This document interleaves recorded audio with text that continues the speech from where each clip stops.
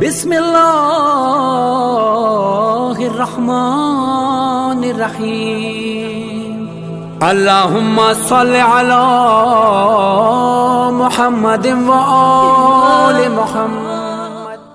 مسلمانوں نے 9 مرتبہ زہر دیا، جگر کے ٹکڑے کٹ کٹ کے باہر آنے لگے، قبر نبی پہ سینہ رکھا، آواز آئی میرا لال کیوں آیا ہے؟ کہا نانا قبر کی جگہ مانگنے کے لیے آیا۔ آواز آئی امت آنے دے تو نانا بسم اللہ کہتا ہے۔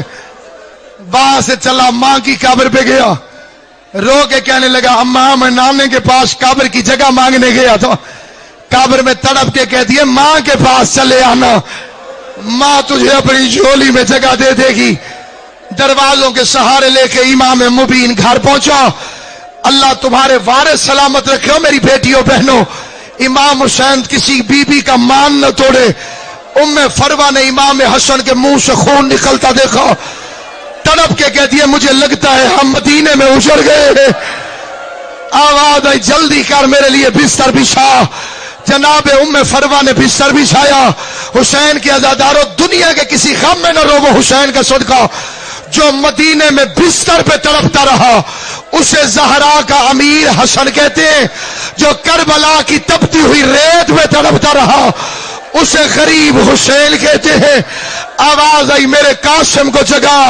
3 سال کے بچے کا نیند سے اٹھنا بڑا مشکل ہوتا ہے، بی بی نے اٹھا کے سینے پہ سلایا، سینہ اطہر کی گرمی قاسم کو لگی، تڑپ کے کہتے ہیں اماں مجھے کس گرم بستر پہ سلا دیا ہے، اماں مجھے کس گرم بستر پہ سلا دیا ہے۔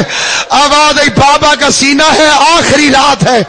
ایک فکرہ کہتا ہوں جو جھولیاں ترستی ہیں، صدقہ جناب زہرا کے نفیس بیٹے کا، امام حسن کا صدقہ، خدا انہیں اولادیں عطا فرمائے، جنہیں اولادیں دی ہیں مولا تمہیں بخش دے۔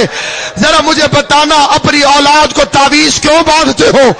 جواب آئے گا لمبی زندگی کے لیے۔